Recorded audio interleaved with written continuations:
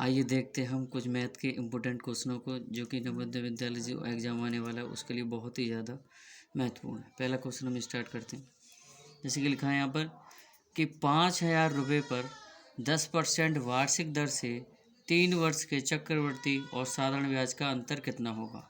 तो हम सिंपल इसका एक फार्मूला होता है इसको निकालने के लिए, P जो कि हमारा मूलधन कहलाता है, इक्वल टू जो इनका दोनों का अंतर है वो अंतर लिखेंगे, यानी कि चक्रवृद्धि ब्याज और साधारण ब्याज का अंतर, उसके इनटू करेंगे 100 अपॉन में ये जितना हमारा दर होता है उसे नीचे लिख लेते हैं। अगर वो 2 साल के लिए तो हम उस पर स्क्वायर करते हैं इस तरीक़ा से।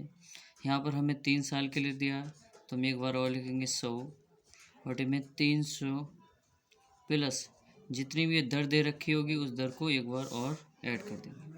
तो आइए हम चलते हैं मूलधन हमारे पास दे रखा है 5,000, तो हम लिखते हैं 5,000 इक्वल टू अंतर हमें इन दोनों का निकालना है, यानी कि चक्रवृद्धि ब्याज और साधारण ब्याज का डिफरेंट, इनटू 100 अपॉन में आर, यानी कि जो दर हमें दे रखी है वो 10% की, तो हम यहाँ 10% लिखेंगे और उस पर घात 2, इनटू में हमारे पास हो जाएंगे 100 और 300 प्लस जितना आर की वैल्यू है यानी कि 10%।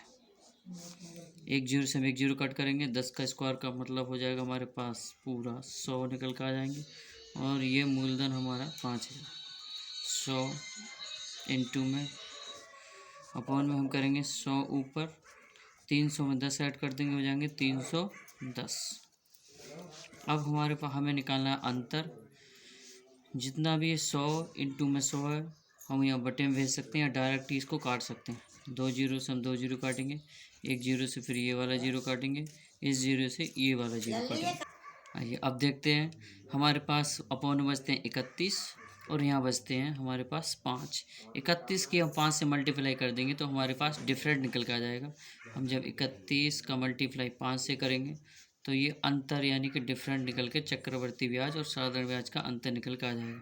5 से मल्टीप्लाई करेंगे, 5 × 5, 5 तिया 15, यानी कि हमारे पास अंतर जो डिफरेंट है चक्रवृद्धि ब्याज साधारण ब्याज का जो अंतर है वो 155 निकल के आ जाएगा। आइए देखते हैं हम नेक्स्ट क्वेश्चन, जो कि हमारे पास चाल और अपन दूरी से है। तो हम कुछ देखते हैं। पहला क्वेश्चन कि 45 किलोमीटर प्रति घंटा की चाल से जा रही 130 मीटर लंबी रेलगाड़ी एक पुल को पार करने में 30 सेकंड का समय लेती है। पुल की लंबाई कितनी होगी, यानी कि पुल की लेंथ निकालनी है।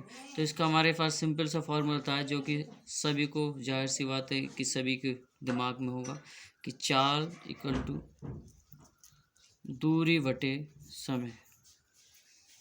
ये फॉर्मूला से हम इस सवाल को आसानी से कर सकते हैं। फिर हम देखते हैं हमारे पास जो चाल है वो चाल है 45 किलोमीटर प्रति घंटा इक्वल टू जो डिस्टेंस है, यानी कि पुल की यानी रेलगाड़ी की जो लंबाई है वो 130 दे रखी है और हमें पुल की लंबाई निकालनी है। तो पुल की हम लंबाई को मान लेते हैं L, दोनों को ऐड कर देंगे 130 प्लस यानी कि पुल की लंबाई L बटे में समय, टाइम ले रहा है वो 30 सेकंड का। तो हमें यहाँ ध्यान देखने की बात है कि ये हमारे पास मीटर में है दूरी और जो चाल है हमारे पास वो किलोमीटर प्रति घंटा है। तो हम चाल को मीटर प्रति सेकंड बनाने के लिए करते हैं हम 5/18 से मल्टीप्लाई। अब हम काटते हैं इसे, 9 से काटेंगे तो 9 दूनी 18, 9 पंजे 45, 2 से हम इसे काट सकते हैं, ये 15 बार कट जाएंगे और 5 पंजे हो जाएंगे यहाँ पर 25। मल्टीप्लाई कर देंगे हम इसकी 15 से, इक्वल टू हो जाएंगे 130 प्लस के L। 25 से हम 15 ही गुणा कर देंगे तो 15 पंजे 75, हासिल हमारे पास निकल कर आ जाएंगे 7, फिर 15 दूनी 7, 30 और 7 37, यानी कि 375। और यहाँ हमारे पास निकल कर आ जाएंगे 130 प्लस के L। 130 इधर प्लस के हैं, जब हम बराबर से दूसरी साइड लेकर जाते हैं तो उनके चिन्ह चेंज हो जाते हैं, ये प्लस के इधर आके ये हो जाएंगे माइनस के 130 इक्वल टू L, यानी कि पुल की लंबाई। अब हम 375 में से 130 को हम माइनस करेंगे, 5 में से 0 गएंगे तो 5 बचेंगे हमारे पास, 7 में से 3 निकालेंगे तो हमारे पास 4 बच के निकल जाएंगे, 3 में से हम 1 निकालेंगे 2, यानी कि जो 245 है वो उस पुल की लेंथ है, यानी कि टोटल लंबाई आ जाएगी पुल की लंबाई निकल कर, यानी कि 245 मीटर में। ये सॉल्व। आइए देखते हैं नेक्स्ट क्वेश्चन कि एक कक्षा में यानी एक क्लास में 120 बच्चे हैं, जिसमें से 50 लड़कियां हैं तथा लड़कों का प्रतिशत कितना होगा। तो टोटल जो बच्चे हैं क्लास के अंदर वो 120 हैं। अब इसमें से 50 लड़कियां हैं, यानी कि जो लड़कियों की संख्या है वो हमारे पास है 50। तो हम शेष टोटल निकालेंगे, बच्चे के लड़के कितने हैं उसमें, तो यानी कि वॉइस। तो वॉइस काउंट करने के लिए क्या करेंगे, 120 में से हम 50 निकालेंगे तो हमारे पास 70 जो हैं वो लड़कों की संख्या आ जाएगी। लेकिन सवाल में लड़कों की संख्या नहीं, लेकिन लड़कों का प्रतिशत कितना उस क्लास के अंदर ये पूछा। तो हम निकाल देंगे वाई परसेंटेज इक्वल टू लड़के 70 हैं, टोटल बच्चों की संख्या थी 120। किसी भी चीज़ को परसेंटेज बनाने के लिए उसे 100 से मल्टीप्लाई करना बहुत ही ज़्यादा ज़रूरी है, अन्यथा हम कभी भी परसेंटेज नहीं बना पाएंगे। तो हम 1 0 से 1 0 काटते हैं। हाँ, अब देखते हैं 1 0 से 1 0 काटा हमने। अब 4 से काटते हैं हम। तो हम जब 4 से 12 काटेंगे ये 3 बार कट जाएगा। 4 से हम 100 को जब काटेंगे डिवाइड करेंगे तो ये 25 बार कट जाएगा।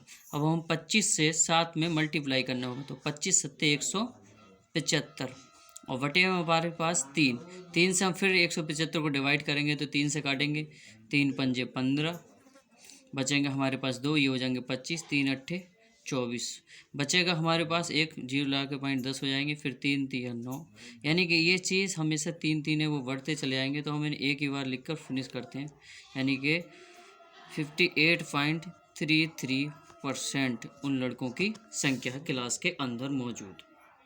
आइए देखते हैं नेक्स्ट क्वेश्चन, जो कि बहुत ही ज़्यादा अच्छा सुंदर सवाल है। देखते हैं इस क्वेश्चन को कि दो संख्याएं 3:5 के अनुपात में है, यदि प्रत्येक में 10 की वृद्धि कर दें तो यह अनुपात 5:7 हो जाता है। तो ये संख्या हमें बतानी है कि ये संख्या क्या है।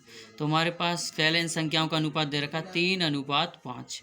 तो अब हम इसमें अपनी तरफ से क्या कर देंगे कि हम x से इसमें मल्टीप्लाई करते हैं, तो ये संख्या हो जाएगी 3x। 5 में मल्टीप्लाई करेंगे तो ये हो जाएंगे 5x। अब वो कह रहा है कि इनमें से प्रत्येक में से 10 जोड़ने पर, तो हम 3x + 10 की इसमें वृद्धि करेंगे अपॉन, यानी कि अनुपात का मतलब ही वटे में होता है, तो 5x + इसमें भी 10 की वृद्धि कर देंगे इक्वल टू ये संख्या कितने के बराबर हो जाती है फिर 5:7, यानी कि 5:7 का मतलब है 5/7। अब हमें करना होगा कि 7 की मल्टीप्लाई ऊपर वाली संख्या से, 5 की मल्टीप्लाई नीचे वाली संख्याओं से। तो 7 की मल्टीप्लाई हम 3 से करेंगे, 7 या 21 निकल के आ जाएगा हमारे पास।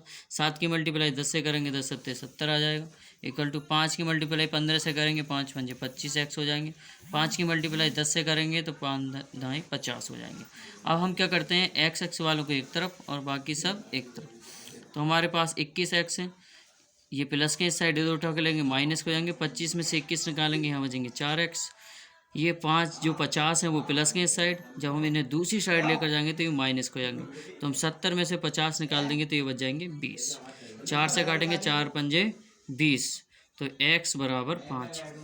x की वैल्यू निकल कर आ गई 5। अब x की जो हमारी वैल्यू निकल कर आई है उसका हम मल्टीप्लाई करेंगे 3 में, फिर उसका मल्टीप्लाई करेंगे 5 में, तो ये दोनों संख्याएं हमारे पास निकल कर आ जाएंगे। यानी कि हम 3 से मल्टीप्लाई करेंगे 5 की, 3 पंजे 15, ये पहली संख्या हो जाएगी। हमें दूसरी संख्या निकालने के लिए 5 से मल्टीप्लाई करेंगे हम ये इस वाली 5 का ही, तो ये दूसरी संख्या निकल के आ जाएगी 25, यानी कि पहली संख्या 15 और दूसरी संख्या 25 निकल के आ जाएगी।